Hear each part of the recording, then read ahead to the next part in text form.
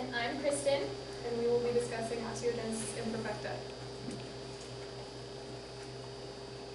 Some of the symptoms of osteogenesis imperfecta include frequent dislocations of most of your bones.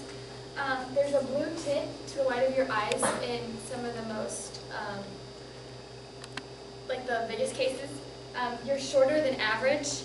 You have brittle teeth, which causes you to need crowns to cover them. And scoliosis, which is like a curve in your spine, is frequent, but oftentimes mild. So there are 4 types of osteogenesis imperfecta, and osteogenesis imperfecta type 1 is the most common.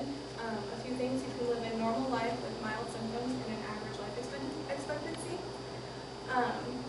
Your symptoms for osteogenesis imperfecta type 1 is, since they are mild, you would be able to see those joints, the blue tint to your eyes. We'd also have a few fractures, but it also could go the other way, where you could have several dozen fractures, which would cause you to use a wheelchair, braces, crutches. So there is no cure, but a few of the treatments that are available is a back brace, which would be used for scoliosis, the crowns, which are placed on top of your teeth for the brittle teeth, that would prevent them from cracking or chipping.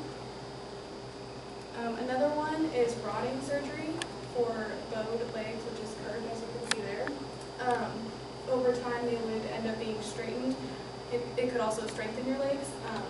It would be a long, grueling recovery with lots of pain.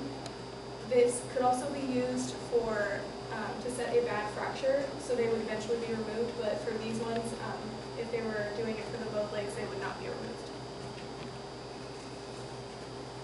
And then if Helen and I had this, osteogenesis imperfecta, we would have trouble doing cheerleading, and I'd probably fall and fracture stuff a lot, so that'd be difficult.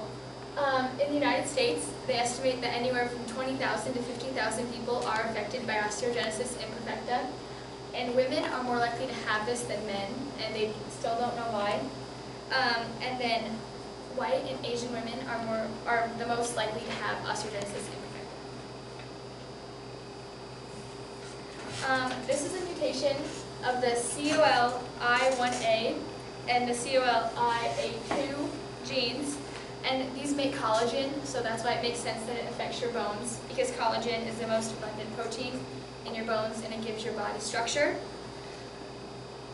It has an autosomal dominant pattern, especially in osteogenesis imperfecta type 1. So that would mean that if you only had one of the alleles, that you would have it. And it's on the 17th chromosome. The Punnett square, we crossed a healthy person with a person with osteogenesis imperfecta, and the big A represents osteogenesis imperfecta and the little a represents a healthy person. So you have a 50-50 chance of getting osteogenesis imperfecta. As girls, when we get older, we most likely want to get pregnant and have kids. So if we had this, we would most likely be put on bed rest because of the weight would be too heavy on our bones and could cause fractures there. The baby would also most likely be born C-section to prevent them from cracking or crushing the bones during